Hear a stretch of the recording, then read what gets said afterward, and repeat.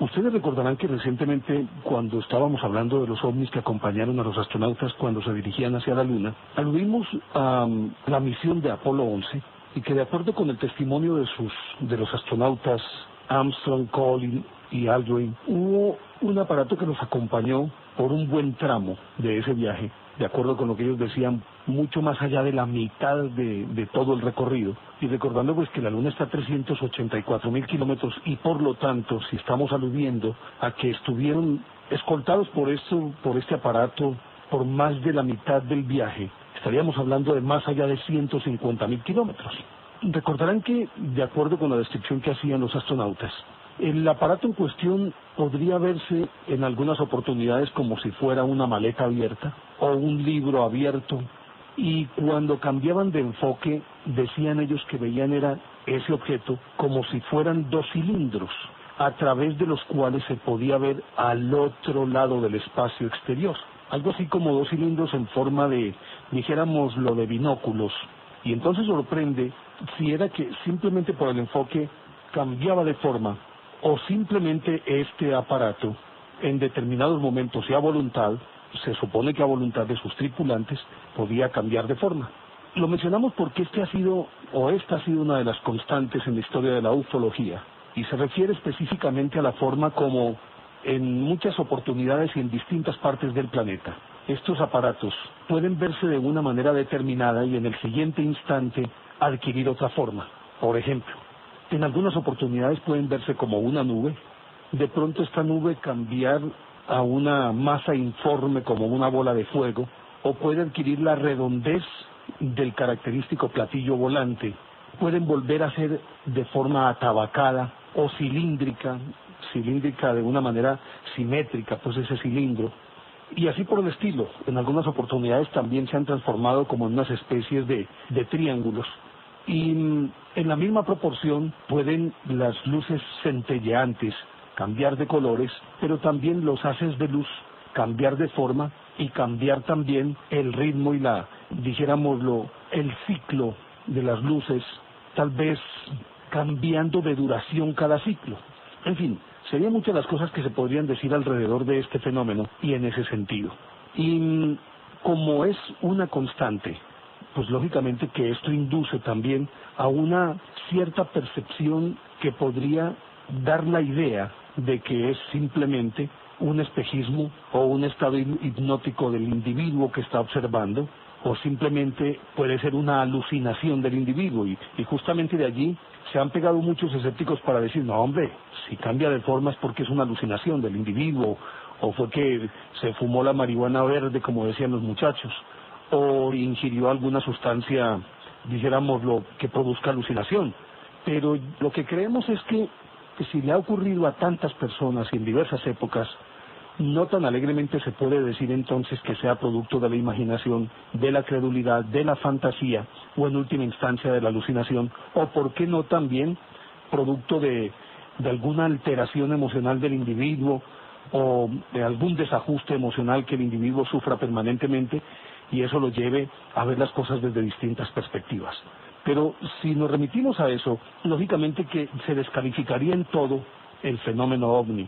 Pero como ocurrió, por ejemplo, en Fátima, cuando el sol se veía pendular, es decir, un movimiento oscilatorio de un lado a otro, dijéramos lo de oriente a occidente, y que fue observado por más de 70.000 personas la última vez que se vio esa danza del sol, como se le llamó, y si el terreno estaba absolutamente enfangado, y a los 5 minutos siguientes estaba totalmente seco, ya pues aquí son palabras mayores, y no podríamos decir que procede de una alucinación, porque es, creo yo, muy complicado. Diría que es casi imposible pensar que 70.000 personas pueden ser objeto de una alucinación y que alguna de ellas pues no reaccione de una manera mucho más cuerda. Obviamente que este tipo de situaciones pueden contagiar a otras personas si uno termina viendo lo que el otro pretende que uno vea, y en eso pues no hay discusión. Pero yo no creo que 70.000 personas en un campo al descubierto, al raso, en una llanura, estén viendo lo mismo y crean que es una alucinación. Yo creo que eso es imposible. Y por eso, para corroborar que en efecto este tipo de cosas se pueden dar, hay una historia que es también clásica dentro del fenómeno ufológico y que tal vez no le han parado muchas bolas que digamos, porque el testigo se ha negado en redondo a dar a conocer su identidad, y aunque varios investigadores, entre los cuales Rivera Farriols, JJ Benítez, creo que también Chevalier, Touquet, Robert Touquet, hasta el fantasioso de Eric von Daniken, todos han hablado con esta persona, y siempre ha contado exactamente la misma historia de la misma manera y con pelos y señales. Difícilmente puede una persona contar la misma historia si ésta no tiene un asidero en la realidad, o por lo menos en la realidad, en su realidad, en la realidad de ese individuo. Pues bien, esta historia ocurrió en 1974 y se trata, o el protagonista era un miembro de la Guardia Nacional Española, que estaba por entonces muy joven, contaba 20 años apenas, y pues todavía no había ingresado a la Guardia. Esto fue en 1974. Y él parece que esta historia se la guardó durante muchísimo tiempo, y de pronto por ahí en conversaciones de colegas, en ratos de asueto, como diríamos ahora botando corriente, él contaba esta historia, pero la contaba ahí entre los suyos, y ponía como condición el que no fuera a trascender de ese círculo la historia que él contaba, y obviamente que muchos de sus colegas, en oportunidades, le pedían que volviera a contar la historia, y siempre contaba la misma historia. En una de esas, uno de sus colegas le pidió que contara su historia a un investigador del fenómeno OVNI, y aquí pues no pretendemos decir si es el mejor, si es el peor, si es digno de crédito o no lo es. Lo cierto del caso es que tiene una reputación relativamente sólida en la investigación de este fenómeno, y nos remitimos a JJ Benítez, autor muy prolífico y suficientemente conocido, y mucho más ahora con esta saga que ha escrito y ya va por el 7º o 8º tomo, que es Caballo de Troya. Pero él antes ha escrito muchos otros libros sobre ovnis: Terror en la Luna, 100.000 kilómetros detrás de los ovnis, La punta del iceberg, bueno, otros tantos que no recuerdo en este momento, pero en ese sentido yo creo que es uno de los hombres que tiene una mayor compilación de historias o de testimonios de encuentros de diverso tipo entre observadores y los famosos ovnis. Bueno, y entonces el miembro de la Guardia Nacional en cuestión, después de que un amigo le dijo: vení, contémosle esto a JJ Benítez, por demás lo conocía, y le dijo: hombre, es un señor de muchísima confianza, y yo sé que para empezar él no va a delatar tu nombre. Y bueno, contémosle la historia. Después de rogarle mucho, él accedió. Y entonces empezó a contar la historia. Y resulta que cuenta él que una noche de julio, en pleno verano español, en julio de 1974, él, un hombre muy aficionado a las motos, se iba a visitar la novia, que vivía en un pueblito relativamente alejado de donde él vivía. Pues resulta que se fue a visitar la novia, y cuando estaba visitando la novia, estaban sentados por allá en como una especie de patiecito conversando. Pues resulta que estaban en un sitio llamado San Juan de Dios, y pues en una temperatura benigna, la noche muy hermosa, estrellada, y estaban cerca de una carretera principal. Y dice él que como a eso de las 11:30 de la noche vieron los dos, la pareja, que por detrás de los bosques se insinuaba una luz naranja. Más adelante lo define casi que como el amarillo de los semáforos, un amarillo requemado. Y resulta que pasó por encima de ellos, dice que más o menos a unos 200 metros de altura. Pero le sorprendió era que pasara en un absoluto silencio. Si fuera una nave cualquiera, necesariamente tendría que haber hecho un ruido ensordecedor, pero no, esta pasó en absoluto silencio.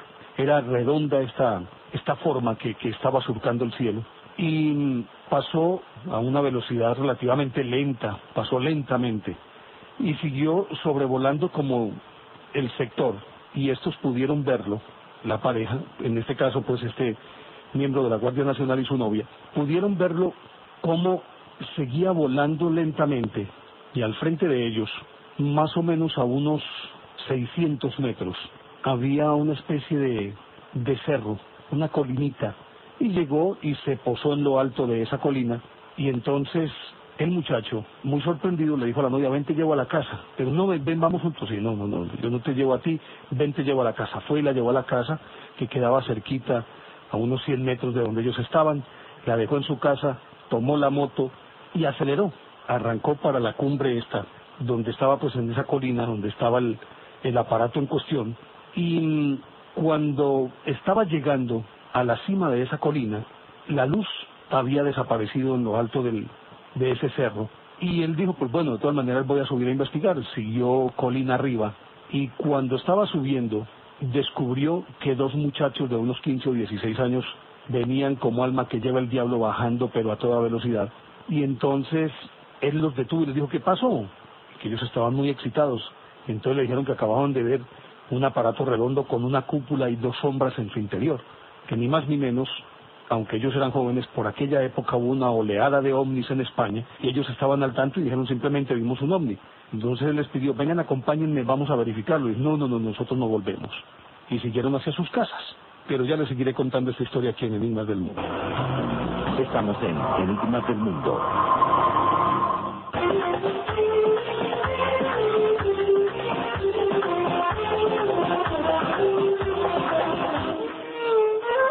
Pues bien, los dos muchachos siguieron como alma en pena, se fueron para sus casas y él dijo, no, yo no me quedo con esta. Y retomó su moto, pues aceleró y empezó a subir.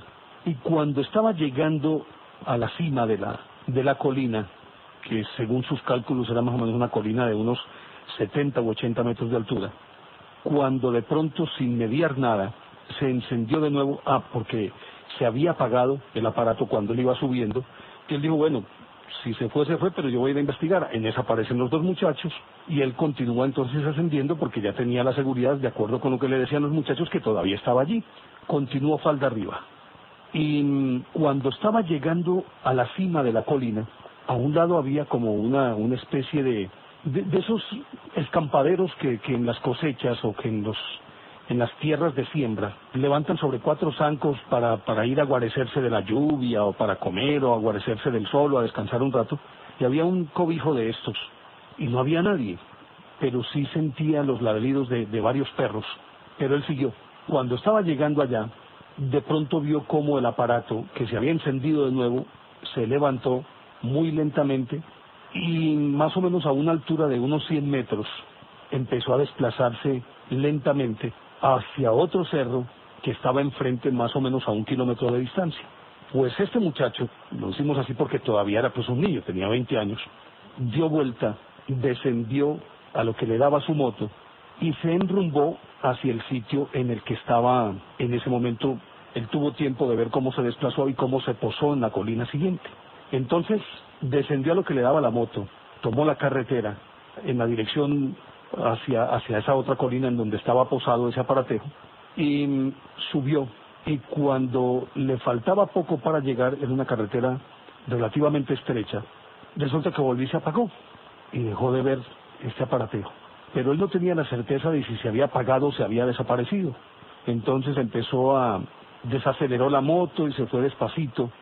Y contaba él que en un momento determinado se paró y apagó la moto porque sintió un silencio muy anormal, de esos silencios densos en los que uno siente hasta cuando una mosca vuela, y mirando en todas las direcciones y no veía nada. Resulta que empezó a descender y cuando estaba encontrándose con la carretera, él vio cómo el aparato otra vez se levantó y empezó a descender hacia la carretera de la que él acababa de salir, una carretera relativamente principal, no muy ancha, pero sí relativamente principal porque él iba subiendo casi que por lo que llamaríamos rieles, por unos rieles pues a esa colina. Y ya él venía descendiendo cuando vio que el aparato descendió y lo vio en la carretera. Entonces él bajó raudamente, aceleró a donde había visto el aparato que ya había desaparecido otra vez. Y entonces cuando estaba llegando a donde él había visto que el aparato en cuestión se había puesto casi que a nivel de la superficie, es decir, no se había posado, pero sí a 1 o 2 metros de altura de la carretera, ya no la vio más, no la vio. Y entonces, muy sorprendido y también pues obviamente muy asustado, detuvo la moto y se puso a pensar, pero esto por qué tan raro, y este silencio tan denso, tan supremamente pesado. Pero aparte de ello era una carretera por la que permanentemente estaban circulando vehículos en uno u otro sentido, y se detuvo unos instantes ahí y no venía ningún carro. Además él, cuando venía descendiendo, tenía un buen panorama de esa carretera y por lo tanto podía ver en la distancia cualquier vehículo que viniera en uno u otro sentido. Resulta que, estando ahí, llegó prácticamente a donde había él calculado que se había sentado el aparato en cuestión, y de pronto en ese sitio un camión con las luces prendidas, un camión que tuvo que haberlo visto desde antes, y resulta que no, cuando él iba hacia allá no veía nada en la carretera, y como decíamos, observando desde un poquitito más arriba, podía percibir cualquier carro que viniera en uno u otro sentido, y sin embargo cuando llega ahí no hay nada, no vio ningún carro que viniera, pero intempestivamente aparece un camión, y era un camión de esos como de trasteos. Él, sorprendido, vio que venía el camión y se hizo a un lado, es decir, vio el camión en el sitio en que había visto por última vez a este aparatejo, y el camión de pronto aceleró, y él se tuvo que hacer a un lado y empezó a perseguir el camión. Pues iba detrás del camión, bueno, con otra condición. Resulta que cuando pasó el camión al lado de él, y cuando lo veía venir, él afirma que no emitía ningún sonido el motor del camión. Y un camión, por lo que usted quiera, por lo que sea, cualquier carro tiene uno que percibir el sonido. Y mucho más, si es de noche, si hay un silencio anormal, y si aparte de ello está en una carretera por la cual no están transitando, pues no vienen carros en uno u otro sentido. Pues resulta que el camión no se le sentía el motor. Y cuando pasó a su lado, con mayor razón, por aquello del efecto Doppler, cuando viene algo que está emitiendo un sonido, en el caso de un tren, viene con una intensidad X, en el momento en que llega a la altura de uno, el sonido cambia, y cuando ya ha pasado del sitio en donde uno está, es decir, el sonido cambia cuando llega enfrente de uno, y cuando pasa, cambia también la intensidad. Serían 3 sonidos diferentes: el que viene, cuando pasa a la altura de uno, y cuando se está alejando de uno, cambian los sonidos, y resulta que ningún sonido se escuchó. Pero además de esto, si pasa un camión y uno está a la vera de una carretera, necesariamente la fuerza con la que va el camión, la velocidad a la que va el camión, va atacando el viento y genera una brisa o un viento que naturalmente lo tiene uno que sentir por lo que se quiera. Y resulta que tampoco nada, no sintió absolutamente nada, sino como si hubiera pasado. Más bien, él está seguro de que era un camión de mudanzas. Pero también después decía que era como si fuera una visión, más allá de que fuera un camión, parecía que fuera una visión. Y entonces el camión iba hacia la ciudad de Jerez, de donde era oriundo este muchacho y de donde venía de llevar la novia. Él dice que el camión era azul y que tenía las luces que llevan los camiones en la parte superior de la cabina, algunas que son faros o simplemente señales para indicarle a otros carros que vengan en sentido contrario. Algunos pueden tener un faro como de ambulancia, intermitentes, otros tienen faros rompenieblas. Y resulta que tenía unas luces arriba, y eran unas luces cambiantes. Y entonces siguió detrás, pero nada de ningún sonido, y él pues sorprendido, ¿qué pasó aquí? Lo persiguió más o menos durante poco más de 1 kilómetro, y él siempre más o menos a unos 100 metros de distancia del aparato en cuestión, y calcula él que en ese lapso transcurría, es decir, recorrió más o menos, dice él, 1,5 kilómetros, 2 kilómetros detrás del aparato, y como habían curvas, entraban y salían de las curvas y él lo veía, y de pronto, al tomar una curva hacia la izquierda, se desapareció. Pero al salir de esa curva, la carretera ya era una recta que calcula él era más o menos de unos 800 metros, una recta de casi 1 kilómetro.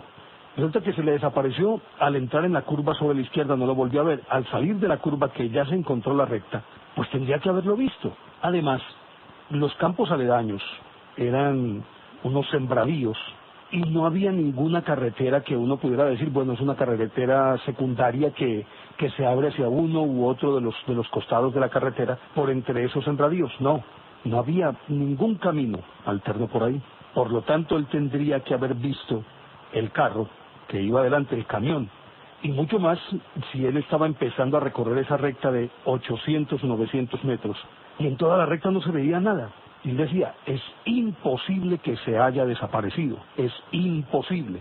Pero entonces, él todavía más sorprendido, dijo, aquí está ocurriendo algo muy raro. Y siguió recorriendo esa recta, pero a una baja velocidad, y mirando hacia ambos lados de la carretera donde podía haber un camino por el que se pudiera haber metido el camión, y no había absolutamente nada. Y bueno, siguió rodando, dele, y nada, ya había recorrido de los 800 metros, había recorrido por ahí unos 400 o 500 metros, y no vio absolutamente nada. Pero él siguió ahí, obviamente con mucho susto, y mucho más si ya se le había desaparecido el hombre, y ahora el camión también se le había desaparecido.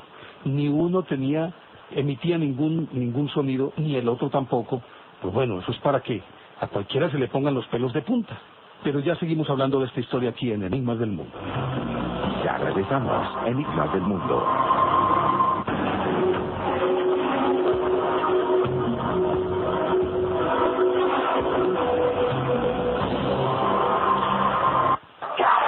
Pues bien, después de tomar la curva hacia la izquierda y salir a la recta de esos 800 metros y percatarse de que el camión de mudanzas ya no estaba ahí, había desaparecido, el desconcierto fue mucho mayor para este miembro de la Guardia Nacional que lo iba persiguiendo en la moto. Lo primero que uno puede llegar a pensar es, además de todo, un carro fantasma. Cuenta él que se le pusieron los pelos de punta, pero que pudo más la curiosidad. Esa curiosidad que ha hecho que el ser humano se embarque en aventuras supremamente peligrosas sin medir consecuencias. Y pudo más. Entonces siguió avanzando en la moto, bajó un poquito el acelerador, se fue más despacio. Y habían transcurrido unos 300 metros, llevaba recorridos unos 300 metros de esa recta de 800. Cuando de pronto al fondo, casi al final de la recta, se volvieron a encender unas luces que eran evidentemente las de el platillo volante que él había visto asentarse en una colina, luego en la otra colina y luego se le había perdido. Estaba el bendito ovni casi al final de la recta, pero posado ya en medio de la carretera, con su luz color ámbar, como la define él, y que, entre otras cosas, también por momentos giraba como los faros de las ambulancias, y se detuvo en redondo. Bueno, yo de aquí no avanzo más.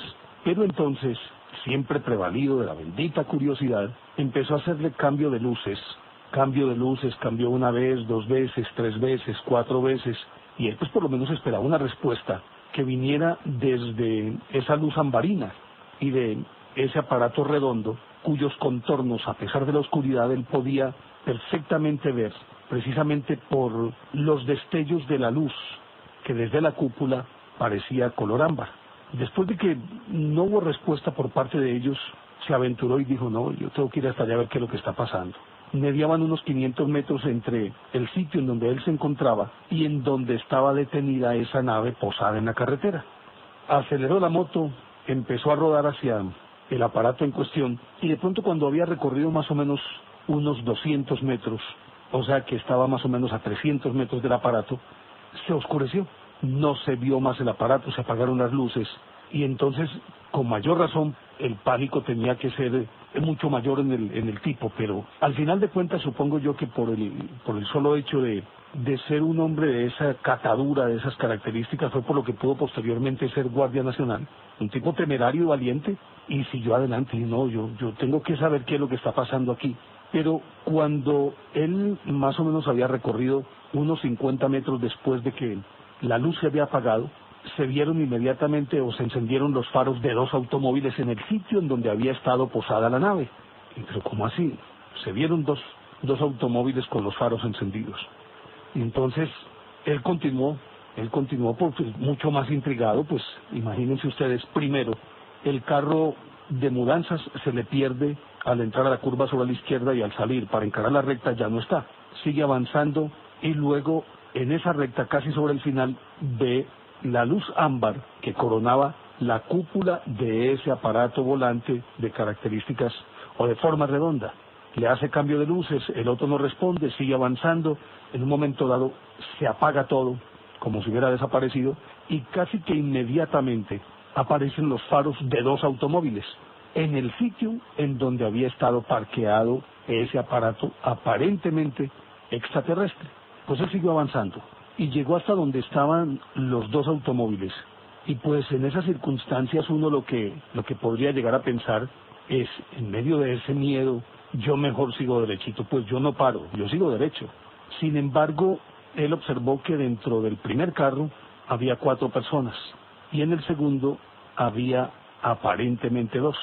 El carro que estaba delante del automóvil que estaba delante, ambos con las luces encendidas, bajó la ventanilla y el muchacho se arrimó a la ventanilla, y quien manejaba el automóvil lo define él como una persona evidentemente de una muy buena estatura, de brazos muy largos, una cara supremamente estilizada y relativamente alargada, con los ojos rasgados, pero no como los orientales que habitualmente conocemos, que son oblicuos, que se inclinan hacia la parte superior de la cabeza, partiendo de la raíz de la nariz, donde empieza la nariz. Los ojos de los orientales comienzan a inclinarse de manera oblicua hacia arriba, y estos no, eran ojos rasgados, pero estaban en forma recta, es decir, se extendían pero hacia las orejas, no hacia las sienes del individuo. La nariz, una nariz fina, la boca, una boca también muy fina, relativamente insinuada, porque dice él que no podía distinguir muy bien los labios, ni mucho menos su grosor. Las orejas eran unas orejas que eran pequeñas, y más que ser pabellones auditivos, podría decirse que, de acuerdo con la descripción que él hacía, eran más como si fueran un par de signos de interrogación, pero pequeños, alosados pues a ambos lados de la cabeza. Cabría preguntarse aquí cómo tuvo la sangre fría para poder detallar todas estas que podrían considerarse minucias, y que en una situación de esas difícilmente cualquier persona racionalmente normal no tendría esa capacidad para ir al detalle y a la minucia. Uno bien azorado por todo lo que le estaba ocurriendo, lo más probable es que posteriormente se le preguntara y probablemente no supiera definir los contornos de la cara. Sin embargo, él pudo definir los contornos de la cara, unos pómulos relativamente salientes y la mandíbula alargada, tirando más bien al prognatismo, es decir, a la mandíbula inferior pronunciada que llaman. Y entonces el tipo, cuando él se arrimó, le dijo que cómo llegaba a la carretera nacional número 4. Recordemos que ellos están en un descampado, al lado y lado de la carretera solamente hay viñedos. Es una carretera, dijéramoslo, secundaria, más o menos de unos 5 metros de ancha, o sea, 2,5 por carril, y en medio pues del descampado. Que cómo hacía para llegar a la carretera nacional número 4. Entonces el muchacho, ya un poco más distendido, le dijo: vea, usted debe enrutarse hacia Jerez, y en Jerez, entrando por esta carretera, llega hasta donde está el zoológico, voltea a la derecha. Le dijo: mejor dicho, hagamos una cosa, yo voy para allá, venga, yo lo guío, para que no tenga pierde, porque con seguridad va a ser muy engorroso para ustedes encontrarlo. ¿Quieren que los guíe? El señor le dijo: sí, por favor.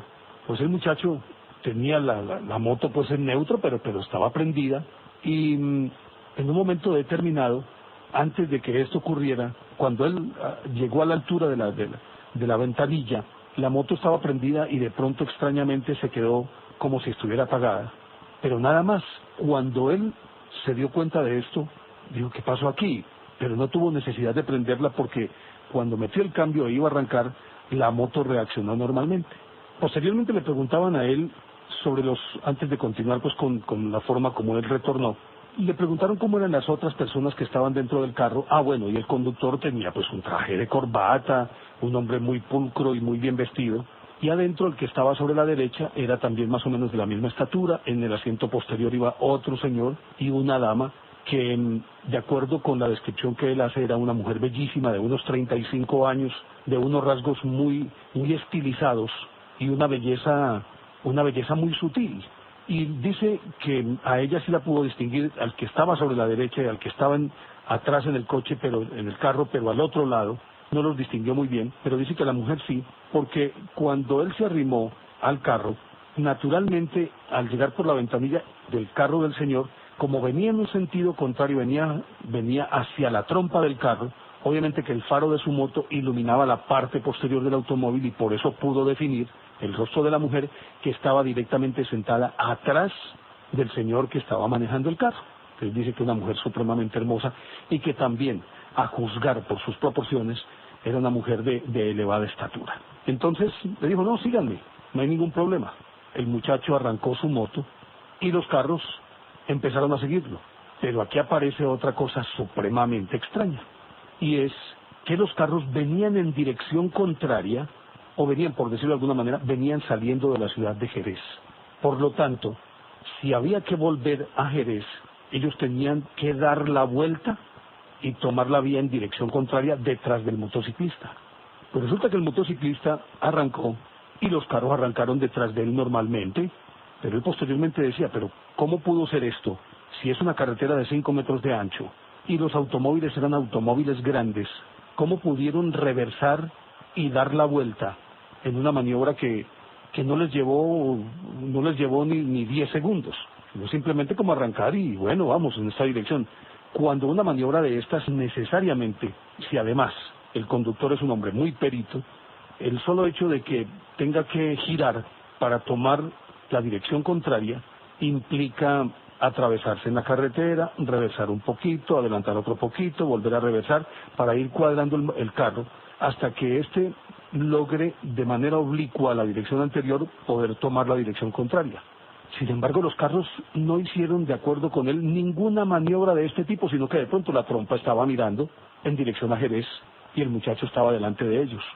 Obviamente que el muchacho tal vez en ese momento no se percató, sino que posteriormente, reconstruyendo la escena, cuando estaba ya él contando qué había ocurrido, fue que cayó en la cuenta de que esto era imposible para un carro de esas proporciones. Pero ya seguimos hablando de esta historia aquí en Enigmas del Mundo. Estamos en Enigmas del Mundo.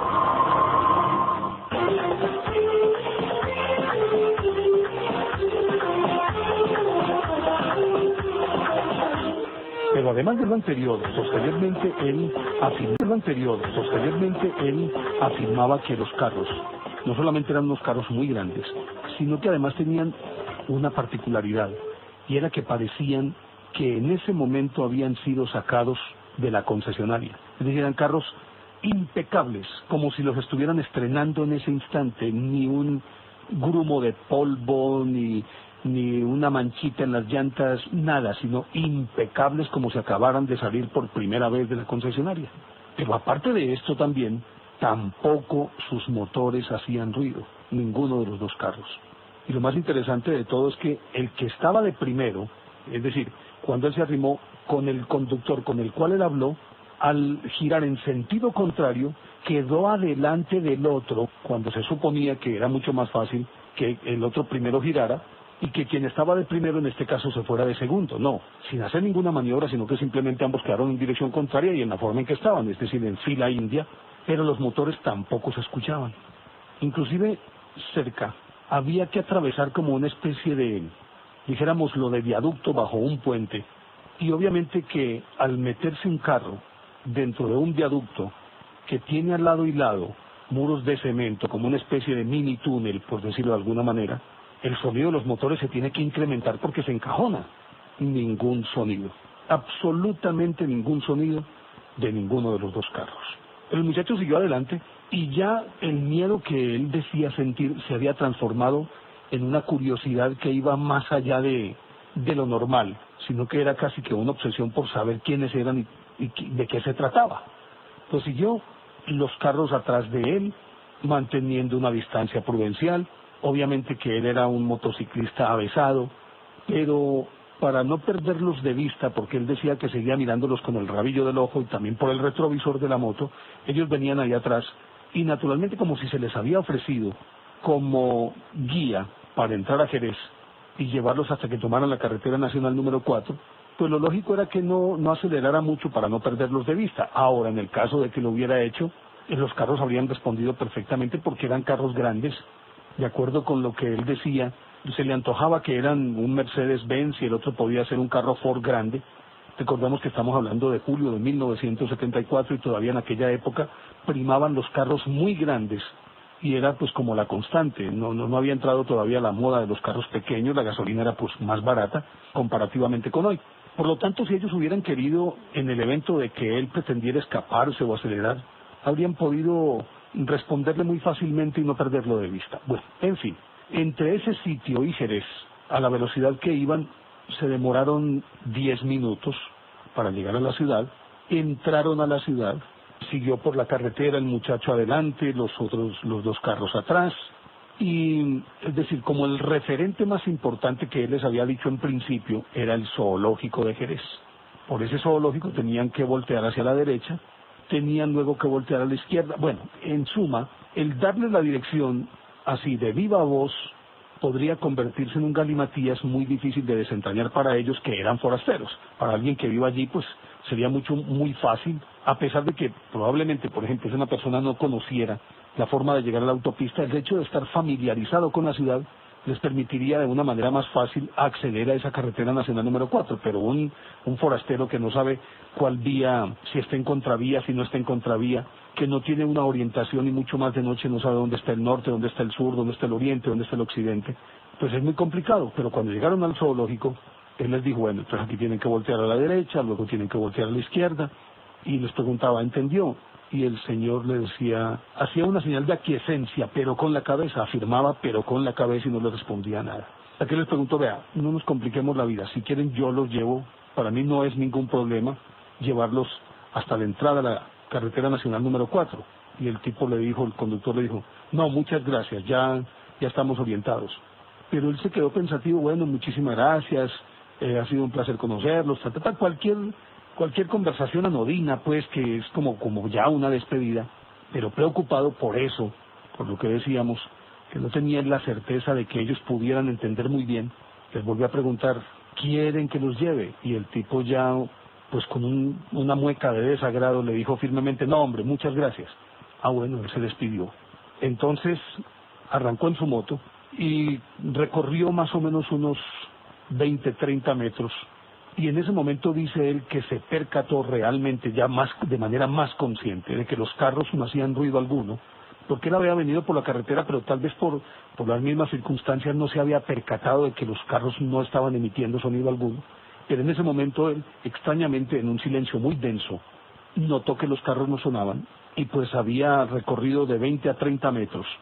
Y donde él los había dejado era más o menos en la mitad de la cuadra, y para ellos llegar a la esquina, para doblar a la derecha, tenían que recorrer por lo menos 50 metros. Luego todavía él no había llegado a la esquina, y de pronto miró hacia atrás, y los benditos carros ya no estaban, desaparecieron. Pues lógicamente que ya después de pasar toda esta situación, él aceleró su moto y ya parece que los nervios pues le jugaron una mala pasada, ya eran demasiadas cosas para tan poco tiempo, y aceleró su moto hasta llegar a la casa. Cuando llegó a su casa, el muchacho cuenta él que no se volvió a acordar de nada. La familia de él dice que él llegó con la moto, la entró al garaje de la casa, y una vez que se bajó de la moto, se desmayó ahí junto a la moto. Y ahí tuvieron que recogerlo, lo llevaron a su cama. Pero lo más extraño de todo esto es que él posteriormente contaba que desde esa misma, es decir, al amanecer el otro día, porque todo esto transcurrió más o menos entre las 11 de la noche y la 1 de la mañana, que al otro día, y desde ese momento él empezó a sentir mareos y dolores de cabeza, y no se podía tener, se tenía que sentar o lo tenían que coger, y unos dolores de cabeza lacerantes, pues que difícilmente alguien se los puede resistir. Estuvo donde el médico, y el médico le dijo, no hombre, eso es estrés. Entonces cambió de médico y fue donde, no te preocupes, eso es una crisis nerviosa. Y así varios médicos. Durante varios meses sufrió de dolores de cabeza y de esos mareos, y extrañamente alrededor del ombligo le aparecieron como unas especies de verrugas en formas de triángulo, lo cual ha sido característico siempre entre los testigos de avistamientos que han tenido algún contacto directo, aparentemente con estos alienígenas. Regularmente en alguna parte del cuerpo, por lo regular o alrededor del ombligo o en la zona inguinal, aparecen estos triángulos compuestos por verrugas, 3 verrugas dispuestas en forma de triángulo. Y al cabo de unos meses, en la misma forma en que habían aparecido los dolores de cabeza y los mareos, desaparecieron. Pero a continuación, él cuenta que adquirió una capacidad para memorizar impresionante y para intuir eventos que habrían de ocurrir. Y justamente por esa capacidad para memorizar de una manera tan fácil y tan rápida, a ello le atribuye él el que tuvo la posibilidad de ser aceptado en la Guardia Nacional, porque entre otras cosas lo asignaron a las carreteras, y bueno, una persona que tenga una enorme capacidad para memorizar en una carretera como guarda de tránsito, el solo hecho de que vea pasar una placa e inmediatamente la memorice, pues eso es de muchísima ayuda en el caso de cualquier accidente y que uno de los implicados en el accidente se vuele. Bueno, eso parece que le ayudó mucho.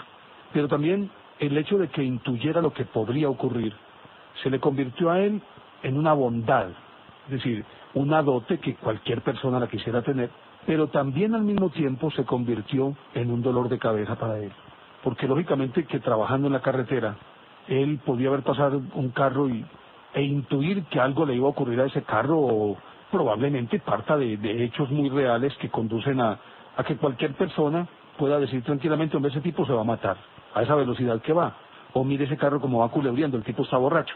Uno podría llegar a pensar que por esas circunstancias pues no se necesitarían dotes de adivino, sino que eso lo podría percibir cualquier persona común y corriente, pero este iba mucho más allá en detalles y demás, y parece que eso también le ayudó, como decíamos, en la policía o en la Guardia Nacional, porque sus intuiciones le ayudaban a esclarecer las causas de un accidente, de cómo había ocurrido el accidente, porque ya él lo había intuido, ya lo había olido, ya lo había percibido, ya lo había sentido.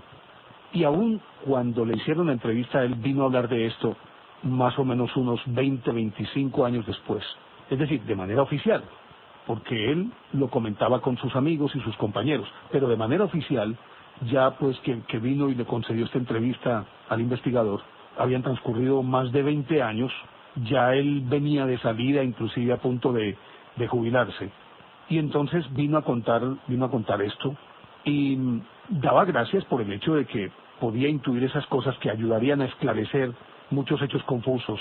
Lo mismo pues que agradecía por su memoria, pero también decía esto, uno puede entenderlo como una bendición o como una maldición. Lo cierto es que después de contarles todo este cuento, pues uno llega a pensar ¿qué ocurrió ahí en esa carretera? ¿Realmente era un ovni que cambiaba de forma? ¿Un ovni que estaba jugando con él? ¿O simplemente fue una alucinación de su parte? Pero bueno, entonces, ¿qué decimos de la novia que vio lo mismo? ¿De los muchachos que salieron corriendo cuando descendió por primera vez en aquella colina el ovni y ellos bajaron como alma que lleva el diablo?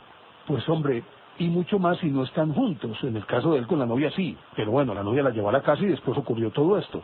En el caso de los muchachos que lo vieron cuando él estaba persiguiendo al ovni, una histeria necesariamente en ella tienen que concurrir varios eventos, y es que las personas estén juntas y expuestas a un mismo suceso y que ese suceso los lleve a una alucinación. Pero pensar en alucinaciones individuales es muy, pero muy complicado. Ahora, este evento encaja dentro de algunos patrones que ya se tienen establecidos en el fenómeno ufológico.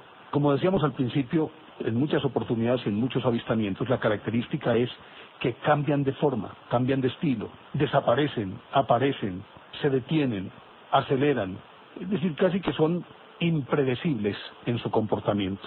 Pero realmente, ¿qué fue lo que le ocurrió a este miembro de la Guardia Nacional Española? Sigue siendo un misterio, pero a juzgar por lo que dicen quienes han estudiado el caso, innegablemente se trata de un encuentro directo con extraterrestres por parte de este señor y sin lugar a dudas fue un fenómeno ovni. No de otra manera se podría entender que esto hubiera ocurrido así. Queríamos contarles esta historia y pues lógicamente agradecerles a ustedes su compañía, a don Octavio Gallo en el sonomontaje, y sigan escribiéndonos, solicitándonos temas que en la medida de lo posible trataremos de colmar sus expectativas. Por ahora, muchísimas gracias. Nos encontramos en una semana, porque el próximo domingo será otro tema. Caracol Radio, Enigmas del Mundo, Néstor Armando Alzate.